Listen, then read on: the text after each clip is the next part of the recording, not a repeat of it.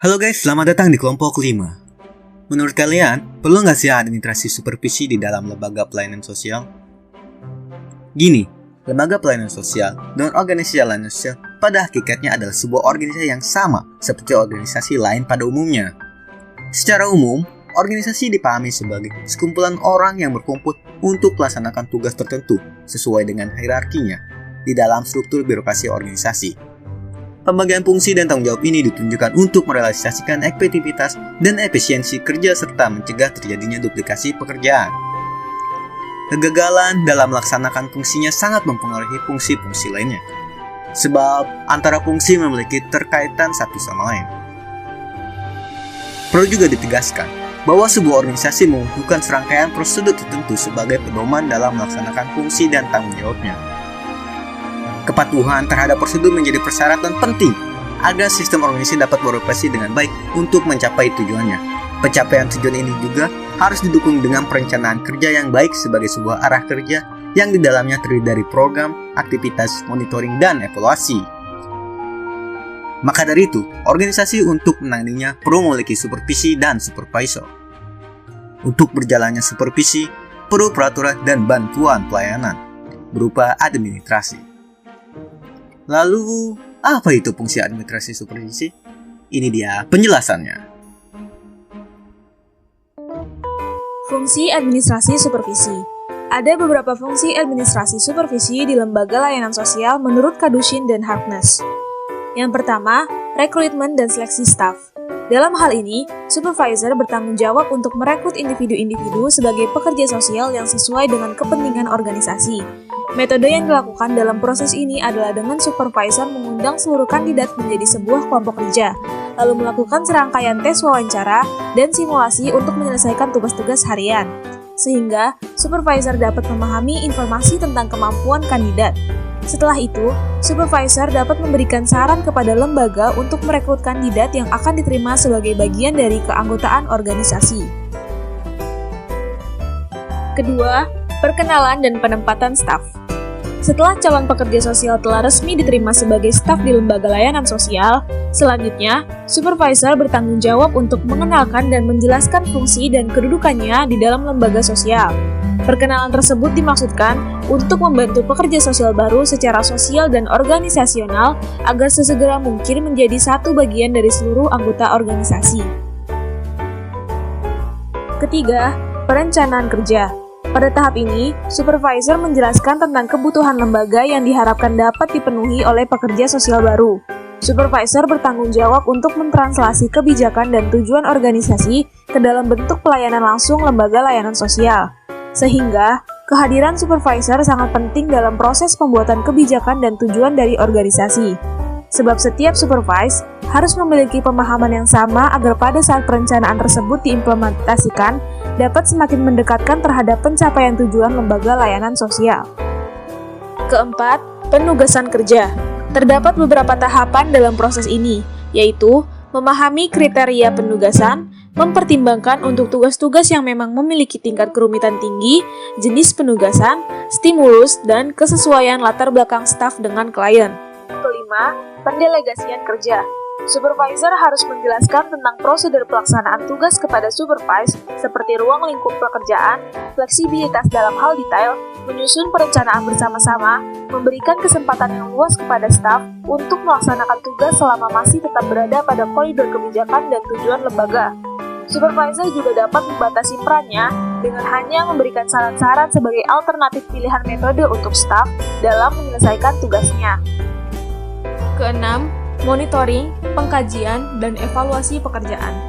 Dalam hal ini, supervisor bertanggung jawab dalam mengawasi pelaksanaan tugas-tugas dengan membandingkan antara kebijakan dan tujuan lembaga terhadap capaian-capaian yang telah diperoleh selama proses pelaksanaan pekerjaan, di mana mencakup durasi waktu yang diperlukan untuk menyelesaikan pekerjaan dan keterampilan supervisor itu sendiri, yang kemudian supervisor memberikan penilaian atas hasil kerja supervisor. Ketujuh, fungsi koordinasi. Fungsi koordinasi dilakukan supervisor untuk memastikan sumber-sumber yang tersedia dari lembaga seperti sumber daya manusia, keuangan, dan sumber daya fisik yang dapat diakses untuk mendukung pelaksanaan kerja. Selain itu, Koordinasi juga diperlukan oleh supervisor guna mengelola konflik yang muncul di dalam unitnya sendiri maupun yang lainnya. Konflik biasa terjadi jika terdapat perbedaan pandangan dalam menyikapi sebuah kasus.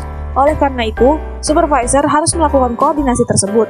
Kegiatan ini juga dapat dipandang sebagai upaya untuk mengurai konflik itu sendiri. Kedelapan, fungsi komunikasi. Supervisor juga melaksanakan komunikasi di dalam rantai administratif.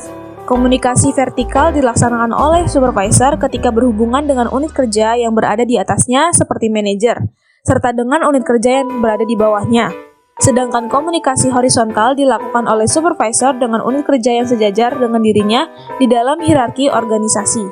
Selanjutnya, masalah-masalah dalam melaksanakan fungsi administratif supervisor. Ketika melaksanakan fungsi administratif supervisi, banyak permasalahan yang ditemui. Namun, situasi tersebut adalah situasi yang wajar dan terjadi pada setiap organisasi layanan sosial sebagai bagian dari dinamika pelayanan itu sendiri. Pemahaman atas seluk-beluk permasalahan fungsi administrasi ini sangat penting untuk membangun peta permasalahan sehingga dapat ditemukan mode yang tepat di dalam pengelolaannya. Adapun permasalahan-permasalahan tersebut dibagi menjadi dua. Yang pertama, masalah yang berkaitan dengan kewajiban supervisor sebagai perwakilan lembaga, yaitu dibagi menjadi dua. Yang pertama, inkompetensi staf dalam melaksanakan tanggung jawab sehingga lembaga layanan sosial dengan diwakili oleh supervisor mendapatkan keluhan dan penerima layanan. Yang kedua, isu malpraktek yang berpotensi merusak lembaga sehingga membutuhkan investigasi menyeluruh atas kinerja staf. Dari deskripsi dua permasalahan tersebut dapat dipelajari. Satu kasus merujuk pada laporan NASW News pada Juni 1982, yang dimana kasus ini terjadi di Texas, USA, ketika pengadilan memutuskan supervisor dan pekerja sosial telah melakukan tindakan malpraktek yang menyebabkan kematian seorang anak perempuan berusia 5 tahun yang telah berada selama 14 bulan di sebuah lembaga layanan untuk anak dan keluarga. Atas kejadian tersebut, supervisor dan pekerja sosial harus menerima tanggung jawab dengan diberikan sanksi skorsing selama beberapa bulan tanpa menerima gaji. Maka, menyikapi kasus-kasus inkompetensi dan malpraktek tersebut, NASW menyusun pedoman standar etik untuk praktek pekerjaan sosial sebagai bentuk kontrol supervisor. Yang pertama, memberikan informasi kepada supervise agar klien mempelajari dan memahami seluruh isi yang terdapat di dalam lembar informasi sebelum menandatanganinya. Yang kedua, mengidentifikasi kesalahan yang dilakukan oleh supervise. Yang ketiga, melakukan pengawasan terhadap upaya-upaya supervise dalam mengembangkan dan mengimplementasikan rencana intervensi. Yang keempat, memahami waktu yang tepat bagi supervise untuk diberikan penugasan lain, memindahkan atau mengakhiri pelayanan dengan klien. Yang kelima, memahami waktu yang tepat bahwa supervise membutuhkan konsultasi. Dan yang keenam, mengawasi kompetensi supervise berkaitan untuk mengidentifikasi inkompetensi, kekeliruan, dan pelanggaran etik. Yang ketujuh, memonitor batasan relasi antara supervise dengan klien. Yang kedelapan, melakukan kajian dan memberikan kritik atas laporan hasil kerja supervise. Yang kesembilan, memberikan jadwal reguler terhadap supervise untuk mengikuti supervisi. Yang ke-10, mencegah terjadinya dual relation dari supervise. Yang ke-11, adanya evaluasi berkala terhadap kinerja supervise. Selanjutnya, masalah kedua yang dihadapi ketika melaksanakan fungsi administrasi supervisor, yaitu masalah yang berkaitan dengan kewenangan dan kekuasaan.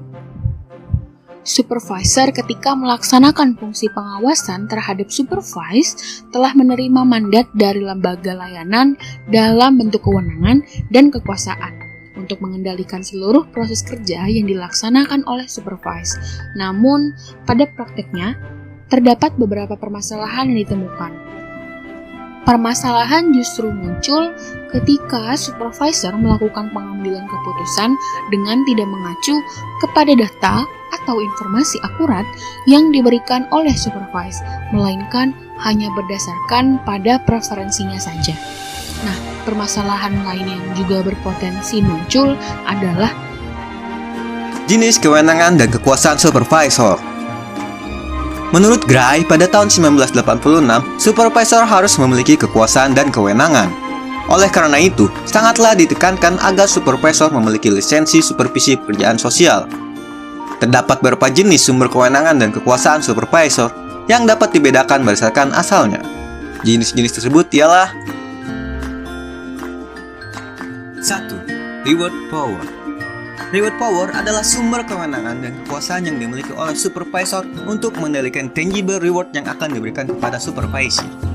Bentuk tangible reward tersebut misalnya kenaikan jabatan, memberikan penugasan pada tingkat yang lebih sulit, memberikan honor apabila mengikuti pelatihan, dan mengirimkan supervisi sebagai perwakilan lembaga.